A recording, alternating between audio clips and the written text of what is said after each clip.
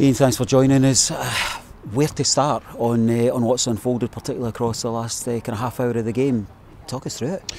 Yeah, for 60-65 minutes we're in full control of the game. We're looking really dangerous, loads of energy, looking like we're going to add to our two goals, and we get the second goal at a wonderful time as well.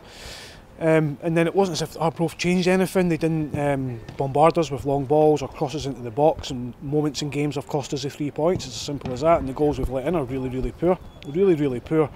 On the sidelines there's not a lot you can actually do about them, because you're expecting your defensive line, your midfielders and strikers to be able to handle it, because again it was nothing that we didn't know Arbroath would do or can do. Individual mistakes, collective mistakes have ultimately leaves us going down the road with no points, and probably you can look at it in two ways: deserved in terms of our game management and game knowledge, but also in our performance. We didn't deserve to lose, but we have. You go into the dressing room there, and I guess you have to take a wee bit of time just to kind of regroup yourselves as a kind of management team. But what's the message that you take in there? Are there words had tonight, or is it a dressing room that looks after itself? Yeah, a bit of both. You have to analyse things, not over the board too quickly, because you have to watch things back again. I think your gut feeling's almost your right feeling, if you like. Felt the first goal was, the guy's hit a wonderful shot. He's not even really turned, he's swivelled and hit it, and that can happen, but you have to remain calm and composed when these things happen, and I felt after that we didn't actually remain that calm and composed. The second goal was just a calamity from the start of the goal kick to the end, and there's lots of things in there that we have to recognise. It's not just the final phase of that goal, but it's so disappointing, because that is, it's a 10 out of 10er when you have to defend it, in the wide areas. And then if people watch back where the guy actually, when they cross the ball where the player starts, I mean, there is no danger on the ball whatsoever. We've made a mess of it at the back. It's as simple as that, and we have to at that point try and regroup again. And for goal, we've just not cleared the ball. We've had 5-6 chances to clear that. They've got a wee bit fortunate with the ball across the box, which was a shot which was going pretty far wide, but the players onside as well, so we can't use that excuse. Just really poor collective defending that's cost us 3 goals, and let's say 3 goals in half an hour. I mean, it doesn't even, on the bench or on the sidelines side of it, it doesn't give us a chance on the sidelines to think about things or try and change things, because the goals have came too quick, and at different times momentum has shifted completely to the home side. So we take our frustration, our disappointment and our anger, but we also have to remain a bit of perspective on it as well. Players are feeling totally dejected after that defeat, as are the staff, and the supporters will be exactly the same, because for large parts of that game we were fine. Talk to me about the mental aspect, because from the moment that it went 2-1 after having that hour where looked really strongly in the ascendancy, it reminded me of that thing where there's a panic button and it says do not press the button, and it went 2-1. It was like there was a cue to press that button. Yeah, I think in terms of sort of halfway line to our goal line, we still had opportunities. Kyle Turner's put one just narrowly past the post. We still had a couple of wee half chances towards the end of the game, so we tried to get a bit of energy on the park as well and see if we could try and salvage something.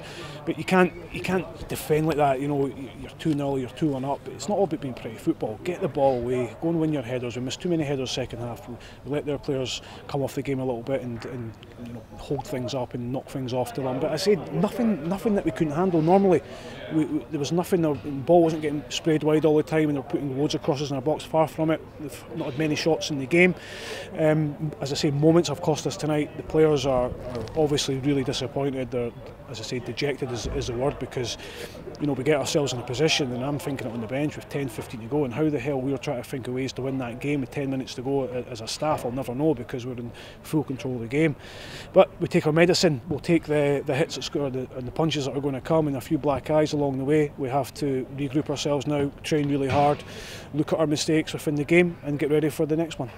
We've been at pains to kind of back up against this external narrative that you've won the league here, you've won the league there. I guess tonight's an important time to say the league's not won till the points tally says it, but equally tonight's not lost. No, of course not. We've never once came out and shouted from the rooftops in terms of us winning the league or going the full distance in the league. We want to do it as best we can. We want to make a title race of this, and we are making a title race of this regardless. If we'd won tonight as well, we'd still be looking over our shoulder and looking at the result at Firhill tomorrow. There's going to be more twists and turns along the way, but we have to get back to being that solid and that team that when we score a goal or we go 2-0 up, that we see games out. We've been a couple of times now this season particularly against Arbroath, where we've been 2-0 up. We've pressed the self-destruct button, and we have to learn from it. I keep saying it, and it's annoying for people to hear it, and it's frustrating for people to hear it, but we have to keep analysing it. We have to find ways that we can help the players in dealing with these situations, because as I say, for 60-65 minutes tonight they were excellent, probably our best away performance for some time. But you can't keep doing that. You can't keep saying we're going to do it, we're going to analyse it. You have to go and do it. You have to stand up, be counted, and be determined. And the next time it comes around that you're the one, or you're the 2 or 3 players in the park to get the rest going, and you see the game out. Is there a particular aspect, a particular part of the kind of game dynamic that you're immediately thinking that needs redressing? Yeah, I think maybe we have to look as a manager. I have to look as a manager when we go 2-0 up, in particular away from home, at how we handle it. I felt we got our second goal at a wonderful time. I would rather have scored there than 44 minutes, because it doesn't give Jim much time in his changing room to do anything or change anything. And I think if Jimmy are being honest, when we went 2-0 up, they're probably thinking the game's done. But teams like Arbroath and any team in this division, competitive football, they never give up. They don't stop. You don't go on the pitch at any point and think the game's over. You always think next goal, next goal. Now we were probably looking the more likely to get the third goal, and that would have probably sealed the game, but we didn't get it, and they score a goal out of kind of nothing. So we have to go away and look at that and think of ways and maybe be a bit more uglier when we go those goals up, and just put the ball in the corners and squeeze the game a bit more, and stop thinking the game's done. You go and you said about the mental side, Dave, I'm a massive believer in that. Mentally, you have to go on the side of caution as staff and try and drill home to players that the game can turn in the blink of an eye, which it did tonight, and you have to be strong enough to stand up to it and handle it. Looked like a groin injury for Keith Watson. Any early news? Yeah, I think we've got it fairly early. It's not going to be a real bad one, but it's obviously something that he's picked up, and it's disappointing. Obviously, the 3 games in 6 days is always going to be tough for any player. It's particularly tough for Keith. It's tough when we lose 2 centre halves now out of 3 games, and the workload isn't high. This week we've done very little in terms of actual physicality, because we just couldn't.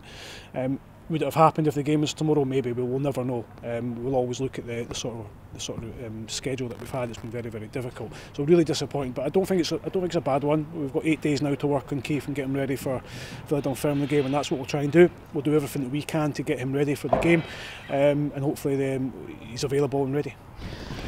We always enjoy these interviews after a victory, but important that we also do them credit when we've got to take our medicine. So thanks for your time. Thank you.